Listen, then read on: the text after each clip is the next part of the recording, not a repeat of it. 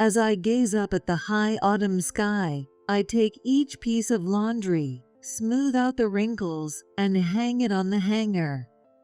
Kate, Hearing my husband Bob call out to me, I turn around. Fidgeting nervously, he offers me a small box. thank you for everything. For our 30th wedding anniversary, I got you this. The small box is wrapped in pale pink wrapping paper with a red ribbon tied around it. As I take the small box, which fits in the palm of my hand, my heart fills with joy, and I can't help but smile. Thank you. I'm so happy.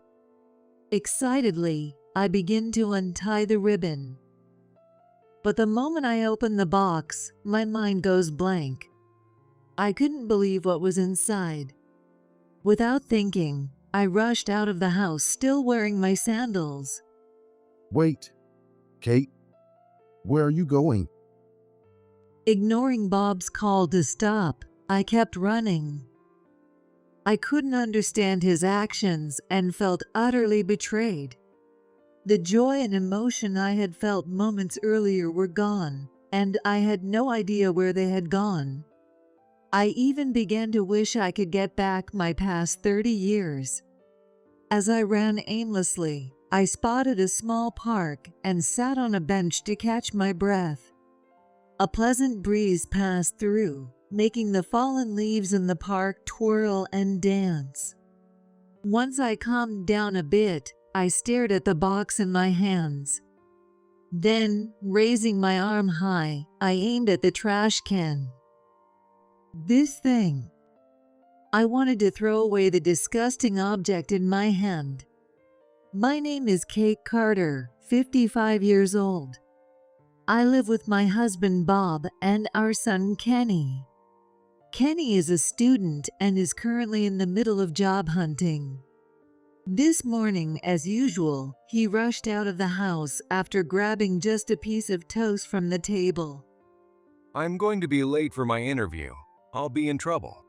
This kind of thing happens all the time, and it seems he still hasn't gotten over his habit of waking up late.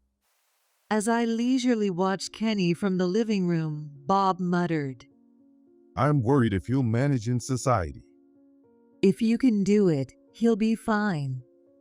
Bob works at an advertising agency and is now a department head. When we first got married, he used to rush around just like Kenny every morning. Did I really? Don't pretend you don't remember. Laughing quietly, I nudged him. You should be heading out soon. If the department head is late, it won't set a good example for his team. Hurriedly, Bob pocketed his smartphone and rushed out the door. As I listened to the soft sound of the front door closing, I resumed washing the dishes. Recently, something seemed off with him. Though he didn't seem to notice or care, I had noticed him using his smartphone a lot more frequently. He brought it to the toilet and bath more often than not in the morning and at night. If it was work-related messages or reading the news, I could understand. But sometimes he would act as if he were hiding the screen from me. Don't just peek over my shoulder. He had even snapped at me and given me a glare. I couldn't understand why he was so upset. After finishing the dishes, I began to get ready to head out as well. I've been working as an administrative staff member at a hospital since Kenny started high school. The hospital is about 5 minutes away by bike, not far from home. My main job is customer service at the reception desk. It was a hectic time when the pandemic hit, but things have settled down now. Among the administrative staff who worked through that time, only Megan, one of my coworkers, remains. She has been my best friend since our school days. It was a coincidence that we ended up working at the same place, but she's been a great source of support. Today, I think I'll vent a little to Megan. As I packed my lunch into my bag, I muttered quietly in the empty living room. During that day's lunch break, Megan and I sat in the break room, eating lunch together, and I shared how Bob had been acting lately. Since we're the same age, it was easy to talk to her, and Megan listened intently, nodding along. That's so suspicious. Right? It's been like this for months. Megan continued as she took a bite of her sandwich. Is there anything else? Like more weekend work or less conversation? I started picking at my lunch as I tried to recall. Now that you mention it, I wouldn't say I'm particularly chatty at home, but I do share one or two things that happened during the day. Like how the onions were on sale at the store, or how our neighbor gave us some limes. Small things, really, but Bob used to listen attentively and react to every little thing. Lately, though, all I get are cold responses like, well, or, oh, okay. And he's been locking himself in his room right after dinner, sometimes for hours without coming out. At some point, he started coming home late more often and sending messages saying, I don't need dinner. No way. But I thought Bob loved your cooking. That's hard to believe. That's right. His proposal was something old-fashioned like, I want you to make me soup every day. That's right. He once told me my cooking was the best in the world. I've always loved cooking, but before we got married, I practiced hard to get even better. Then, just last month, something happened. Maybe it was because of the long overtime, but when he came home, he looked exhausted. Welcome home. You're late. I greeted him, but Bob had a very dark expression. Yeah, just a little. That night, I had made grilled zucchini, curry-flavored fried chicken, salad, and some side dishes. It was already late, so Kenny and I had eaten first. Come on, Dad. Hurry and eat. The fried chicken's really good. Kenny said, munching away, but Bob only glanced over. It's fresh, so it's delicious, I said, encouraging him. He sighed shortly and sat down at the table. It felt like it had been forever since the three of us were sitting at the dining table together. Bob took a bite of the zucchini, but after just one taste, he suddenly clicked his tongue. This is awful. I'm done. Wait, where are you going, Bob? He left his half-eaten plate and stormed into his room, slamming the door behind him. Since that day, he's hardly eaten at home. After telling Megan everything that had happened, she sipped her vegetable juice and frowned. That's really weird. Talking to Megan about it made me feel a little lighter that day. If I kept bottling this up, I'd probably explode sooner or later. If anything else happens, let me know. I'm always here to talk. I can't thank Megan enough for saying that. Thanks, and don't hesitate to reach out if you ever need anything from me. A few weeks passed after that conversation. Bob's attitude remained as cold as ever. I glanced at the calendar and saw our wedding anniversary was coming up in 2 days. Every year, I go all out and cook a special meal for the occasion, but this time, I was a little scared.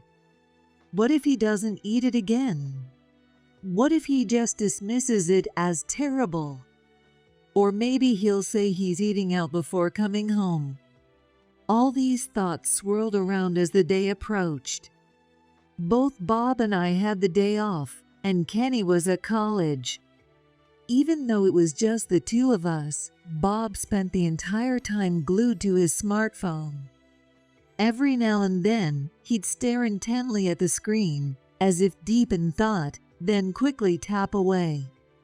As I glanced at him, I continued carrying out the laundry and hanging it up. The weather was nice today, so it would dry well. As I gazed up at the high autumn sky, I took each piece of laundry, smoothed out the wrinkles, and hung it on the hanger.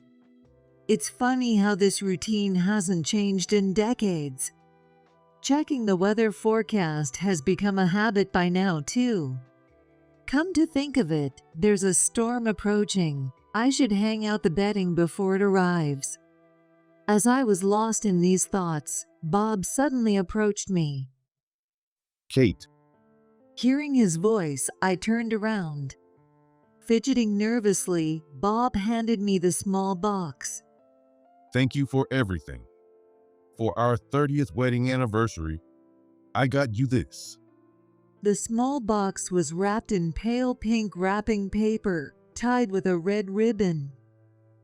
As I took the small box, which fit in the palm of my hand, my heart was instantly filled with joy. I couldn't help but smile. For me? You remembered? Yeah, I've been cold lately because of work, but I'm not dumb enough to forget our anniversary. He said with a sheepish grin.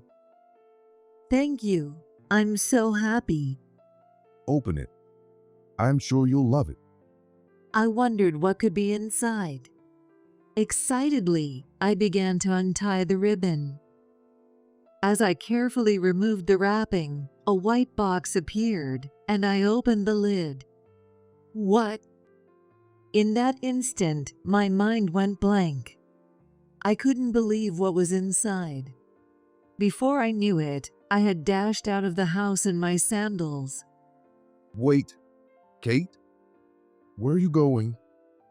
Ignoring Bob's call to stop, I kept running. Why, how could this happen? These thoughts swirled in my mind as I ran through the neighborhood. Inside the box were a monogrammed handkerchief and a new cookie from a famous bakery.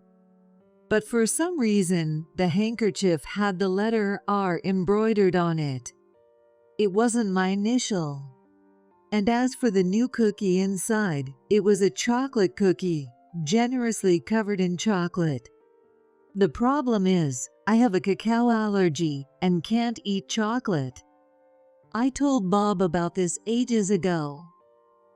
He should know about my allergy. So why would he give me cookies loaded with chocolate? I couldn't understand it.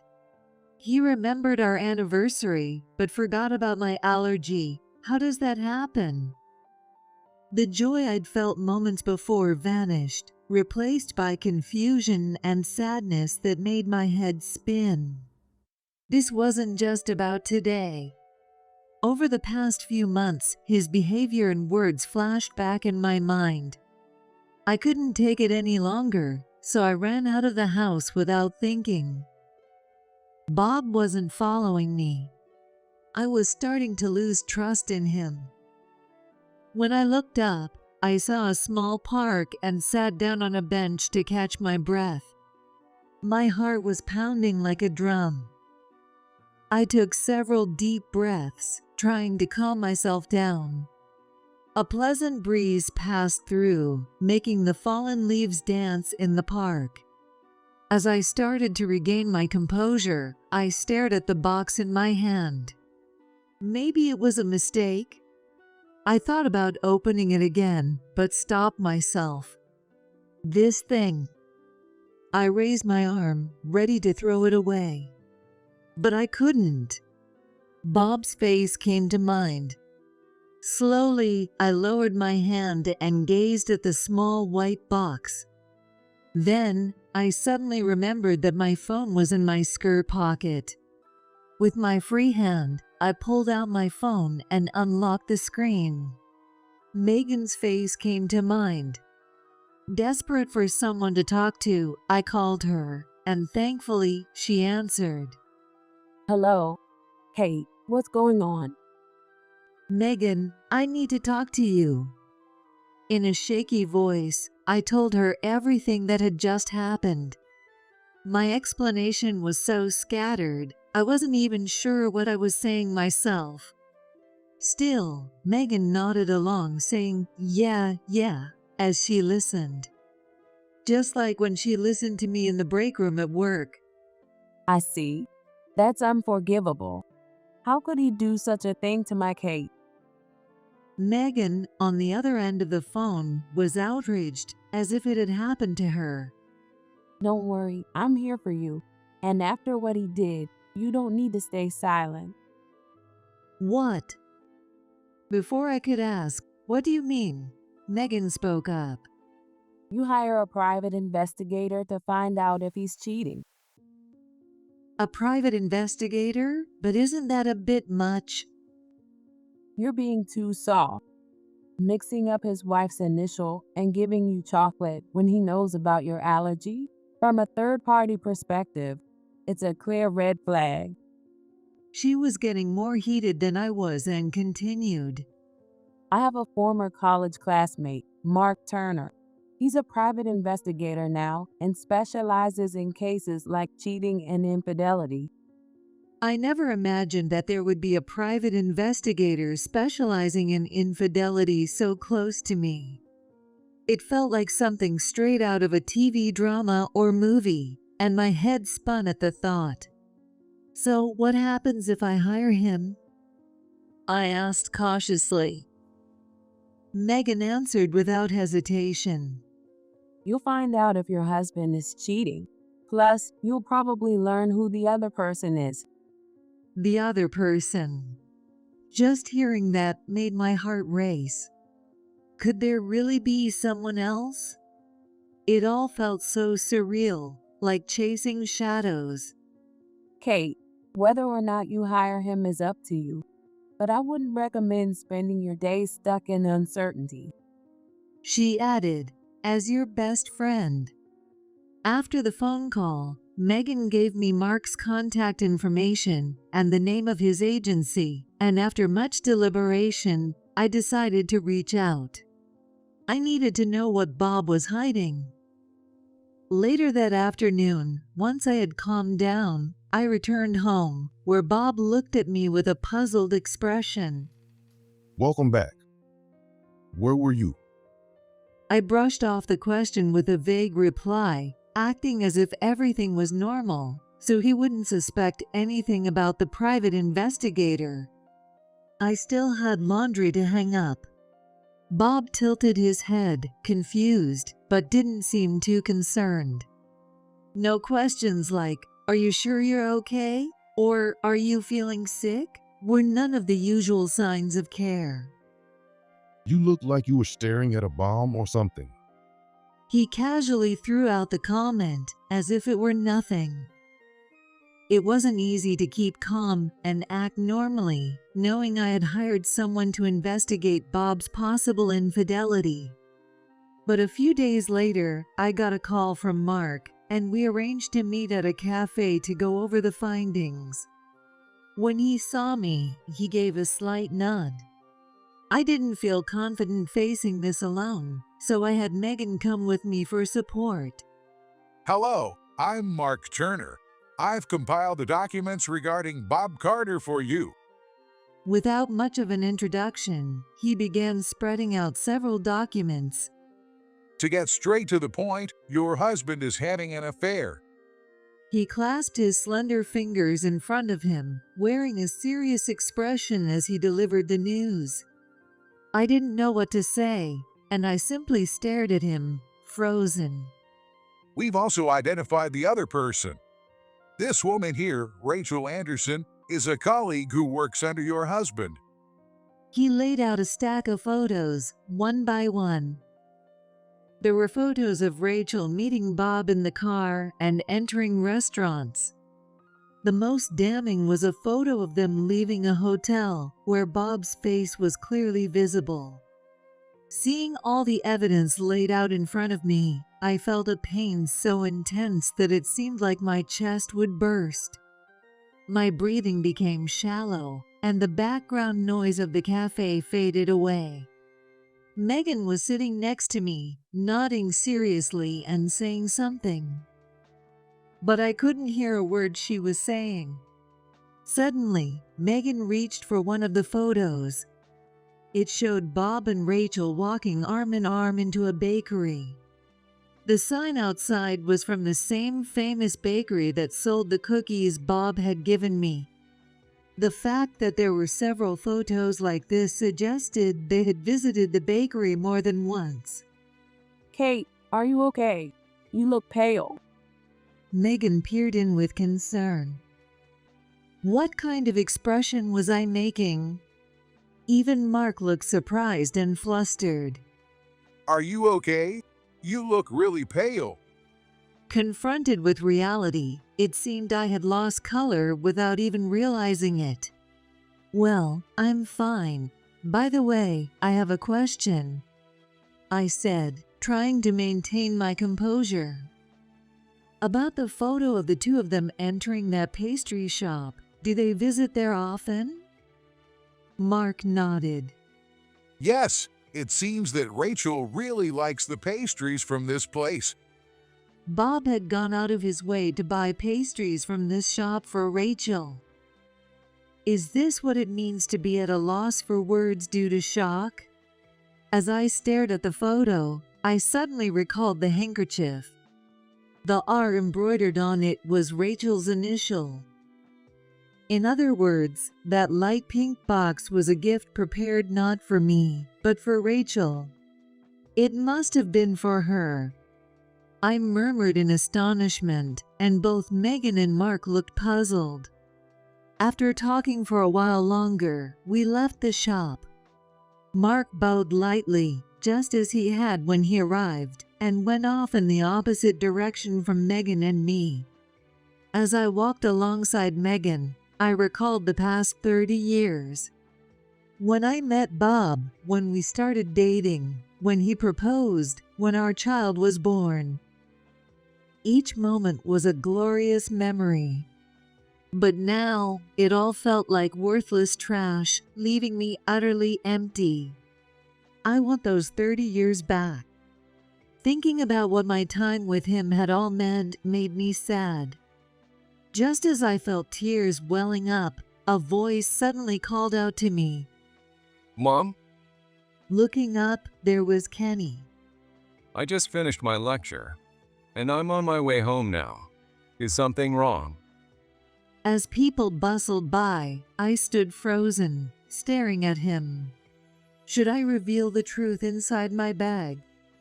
As I hesitated, Megan said, Since we're all together, why don't we grab a bite to eat? This was Kenny's first time meeting Megan, but he seemed to sense the awkward atmosphere and replied accordingly. I'll go. I entered a nearby diner, hesitating as I pulled out that document from my bag. Kenny, listen carefully. With that, I revealed everything I had just learned. He was clearly shocked, but there was also a look of understanding on his face. Well, Dad has been acting a bit strange lately. You noticed? When I asked, he nodded slightly. What are you going to do, Mom? Are you thinking about? Still looking down, he seemed about to say something. What was likely floating in his mind were the words, divorce. However, I was also uncertain if I should take that option. As I struggled to respond, Kenny said, I plan to support you, Mom, as family. He stated clearly, despite his worry. I'm on your side, Kate. No matter what decision you make, that won't change. Megan also made a fist and struck a fighting pose. No matter what decision I make. Hearing those words, I felt a strong conviction that I had to settle this myself. The day after our meal together, I went to work as usual and stood at the front desk. Maybe because it was changing seasons, it felt like more people were falling ill. Just then, after the morning consultations and billing were done, the number of patients coming in significantly decreased. The front door opened, and a woman appeared. From a distance, I felt like I recognized her. I briefly looked away to prepare a questionnaire for the reception. The woman stood right in front of me at the desk. Excuse me. Yes. When I looked up, she quietly unfolded a handkerchief. In that moment, I felt my breath catch. The handkerchief had an K embroidered on it. Now that I thought about it, this familiar face was Rachel. I was taken aback, wondering how she knew about this place. But I decided to pretend not to know her, so as not to give away that I recognized her from the infidelity investigation. Is this your first time at our clinic? I need to get a questionnaire. However, she interrupted me, prefacing with, I know this is rude, but… Are you the wife of Bob? The saying goes that eyes can speak louder than words, and I couldn't forget the expression on her face at that moment. Her eyes seemed to reflect a sense of guilt directed towards me. Yes, that's me. I answered hesitantly. Then she suddenly apologized to me. I'm so sorry. What? I was taken aback and widened my eyes in surprise. Even the handkerchief with the K initials seemed to hang its head in shame. I thought. Just then, other staff members, likely alerted by the commotion, came out. It was certainly inappropriate to discuss personal matters in front of coworkers. I quickly calmed her down before making a promise. I'll see you again after work. The rest of the afternoon, I couldn't stop thinking about Rachel and the handkerchief with the K initial. What could have brought her here? Why did she suddenly apologize? What was she going to say after I thought? I kept glancing at the clock while finishing my work, and when quitting time came, I hurried out of the hospital. There was a bus stop in front of the hospital, and buses connecting the station to the hospital were running. On the bench at the bus stop, Rachel sat quietly with her back straight. I'm sorry for keeping you waiting. I'm Kate, Bob's wife. As I approached and spoke, Rachel jumped slightly, her shoulders trembling. I apologize for my rudeness earlier. My name is Rachel Anderson. Her polite tone surprised me deeply. Thinking this woman was having an affair with Bob made me feel defeated in some way. Rachel Anderson, why did you do that earlier?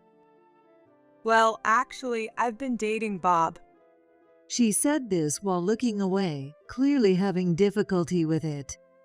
Recently, he gave me a gift. I was so happy, but when I opened it, it was… Rachel took out the handkerchief with the K initial from her handbag. It was neatly folded with no wrinkles at all. I had heard from Bob that he was divorced. Divorced? Yes, so I thought he was single. When did I say I was divorced? I was so shocked that I couldn't close my mouth. According to Rachel, they had started dating a few months ago, and Bob had told her he was divorced by that time. Being a supervisor at work, she never imagined he would lie and trusted him completely. She hadn't seen him wearing a wedding ring, nor did he act like he had a wife and kids. When she was suddenly handed the initialed handkerchief, she was terrified. I started to think that maybe he wasn't actually divorced. But how did you know I worked here? I remembered him mentioning once that his ex-wife used to work here. His ex-wife's workplace. It hit me hard to realize that I was already just a past woman in his eyes. My favorite sweet from that pastry shop is chocolate cookies. But the gift he gave me was vanilla cookies, which also struck me as odd. Oh, the box I received had chocolate cookies in it. Then does that mean both the handkerchief and cookies were given to the wrong person? That was highly likely, or rather, that was the only explanation. Finally, everything connected. By the way, Rachel had no idea I had a cacao allergy. She looked shocked and repeatedly apologized to me. I really didn't know. From her demeanor, it was clear she wasn't trying to cover things up or lie. She truly hadn't realized I existed. I was also shocked to be betrayed in such a way after trusting Bob. We were both victims of him. Rachel, I have a proposal for you. I shared a thought that suddenly came to mind at that moment. A few days after talking with Rachel, I was waiting for Bob to come home while standing in the kitchen. I had already made up my mind.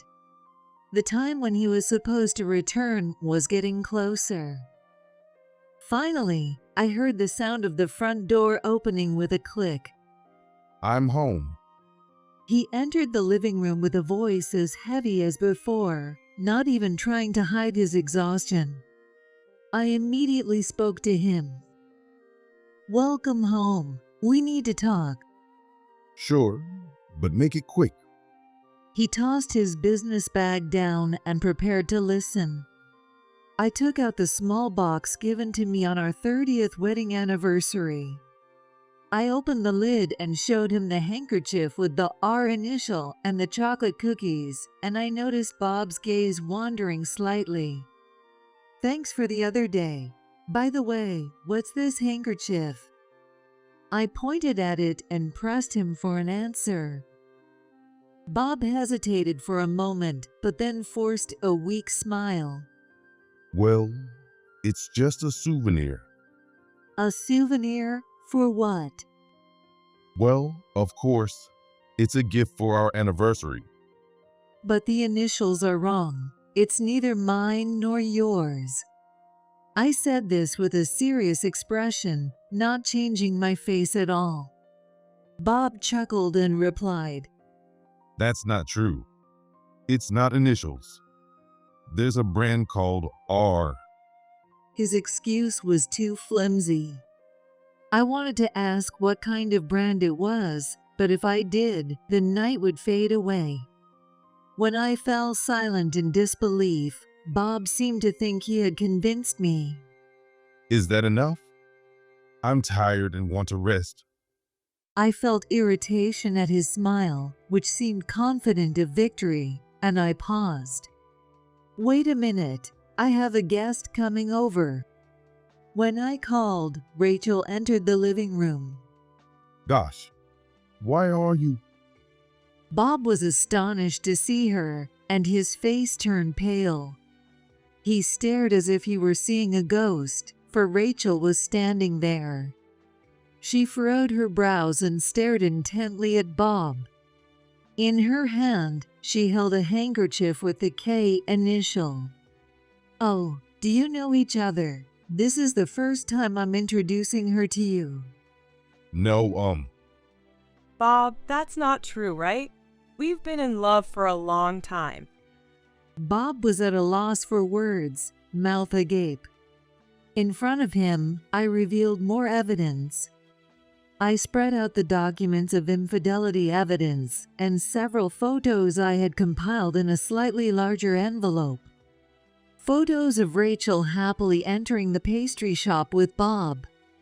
Photos of them coming out of a hotel.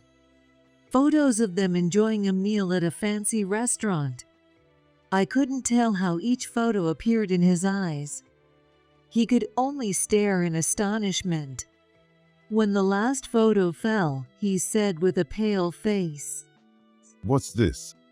"Hey, what's your relationship with Rachel?" She's, well, just one of my team members at work. The idea that we're in love is a lie. When I glanced at Rachel, a clear look of displeasure appeared on her face. These photos are nothing.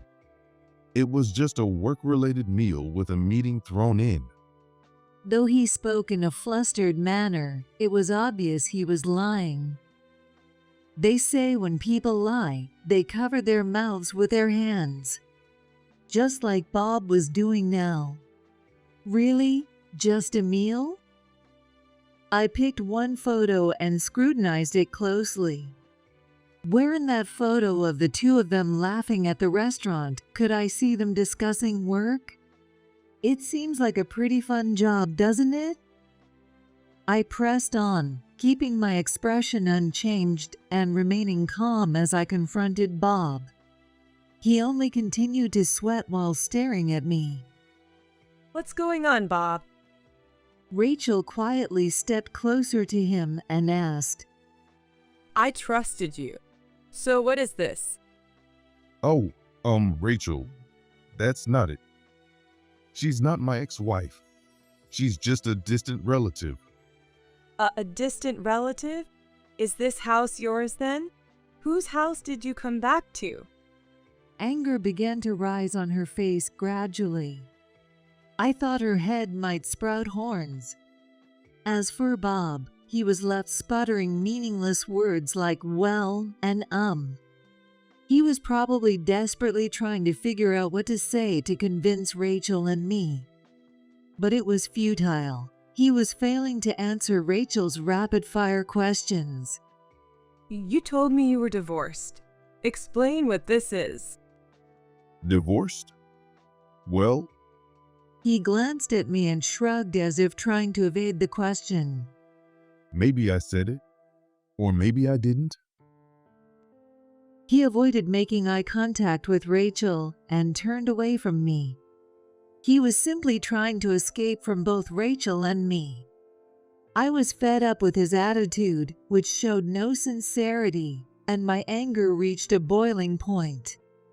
Losing my patience, I finally spoke firmly for the first time. If you wanted a divorce, you should have just said so. I declared, striking like thunder. I didn't want to say this, but I could no longer bear waiting for his words. Then Bob replied in a clear tone, different from before. Kate, I don't want a divorce. He began his speech by saying to listen to him. People are like the sweets in a pastry shop. There are classic items, and there are new and limited edition treats that come out from time to time. Both Rachel and I listened quietly, trying hard to understand. Even classic items and timeless sweets are undeniably appealing. Bob insisted passionately. That's why there are long-selling sweets. I couldn't see where he was going with this, but I urged him to continue. So? But sometimes you want to try something different, right? With a smug look, he listed names of cakes and cookies. He must have learned this at that pastry shop, but I couldn't help but wonder where his argument was heading. Rachel seemed to feel the same way and glanced at me. Poor thing, she looked just as confused, with a lot of question marks floating in her mind. Hey, can you skip the names of the sweets and just get to the point? I sighed and told him. Turning toward me, Bob said, What I mean is, besides you being at home all the time, sometimes I just want to casually hang out with someone different. Rachel and I were both speechless at his words. What on earth is he saying? He spoke without a hint of embarrassment about something unbelievable, leaving me feeling exasperated. Rachel also directed a cold, disdainful look at him. Meanwhile, Bob wore an expression of bliss, as if he were lost in his own rhetoric. He was completely oblivious to both my gaze and Rachel's.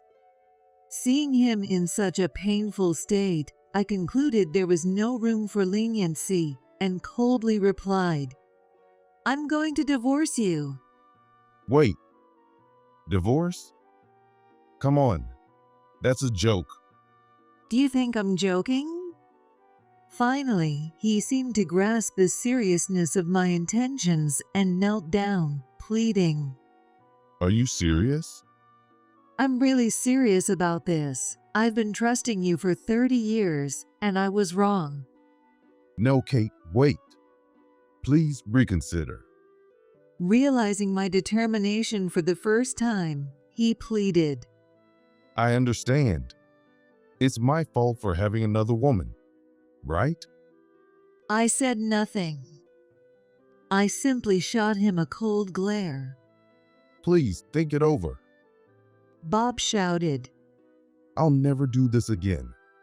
I promise. So please, don't divorce me. He held my hand, but I'm not going to respond. I was wrong. I'll atone for this for the rest of my life, I swear. As he said this, he sniffled. He looked like he was about to cry. If he was going to cry and apologize, he should have thought of that before doing all this. It was already too late. Besides, Bob was making one big misunderstanding. That's not it. You really don't get it. I crossed my arms and quietly murmured, Do you remember that I have a cocoa allergy? What? He looked up at me, startled. I thought you would realize it eventually, but you didn't? I've mentioned it multiple times before. A cocoa allergy? That's just a preference issue. I felt something snap inside me. Don't joke around. Back then, you casually said, you looked like you saw a bomb. You were right. I picked up the chocolate cookies and the handkerchief I had on the table. I could no longer suppress my emotions. My insides were boiling with rage.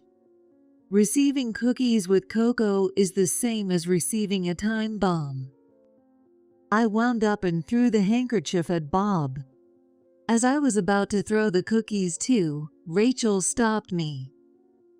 Bob stood there, his mouth agape, staring in disbelief at the handkerchief that fluttered in the air. What? Am I being discarded?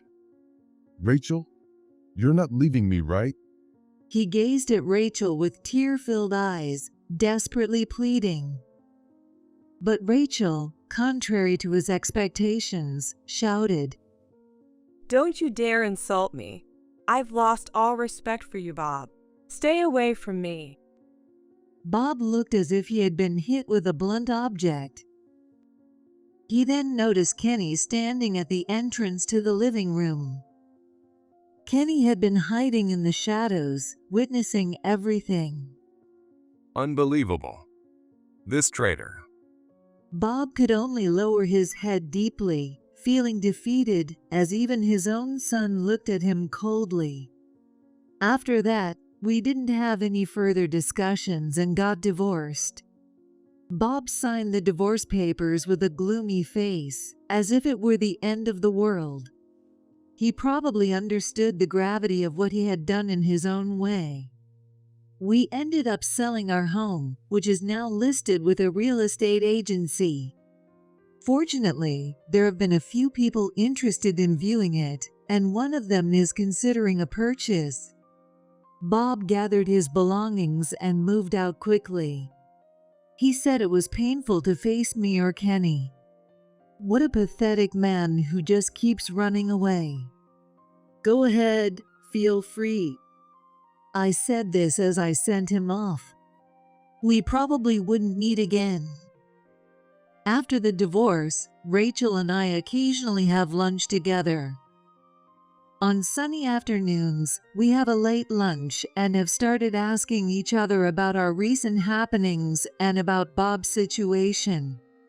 When the rumors of Bob's affair with Rachel spread, he began to hear whispers from other employees. When Rachel asked him for details, it turned out that he had cheated on her with someone else in the past as well. I heard that back then. Everyone thought it was unbelievable. They couldn't believe it. But was it really true? Rachel nodded awkwardly in response to my question. Bob really had been swapping partners while going back and forth between the same workplace and our home. Thinking about that sent a chill down my spine, making me feel genuinely sick. What kind of nerve does he have? And then he was demoted, so now he's pretty far down the ladder. If you think about it, it's his own fault, but I really hope he reflects on it. Rachel later quit the same workplace as Bob and started looking for a new jobs. She said it felt disgusting to be in the same space as him. Coincidentally, a position opened up at my workplace in the administration department. A temp worker had left for a new job, and I had just started recruiting. "Why don't you come work with us? You can leave on time, and it's easy to take paid leave." At first, Rachel hesitated, saying she had no experience in medical administration. However, after a few nudges, she warmed up to the idea and began working at the same place. It seems she realized she was surprisingly suited for it. Now, we stand at the front desk as colleagues. Speaking of jobs, Kenny has been doing well in his job search and has received offers from about 3 places. He's still undecided about which company to join, so he's thinking it over. In any case, he will be officially joining the workforce next spring. As a parent, I couldn't be happier that Kenny has grown this much. When I mentioned this to Megan in the break room, she laughed. Come on, you're secretly a little sad, aren't you? She teased, and Rachel giggled along.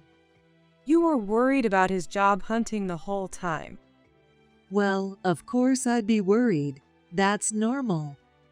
I blushed a little as I took a bite of the egg sandwiches from my lunch.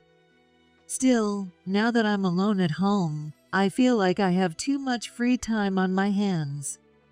Having become single, I'm considering trying something new. Kate, you're good at cooking.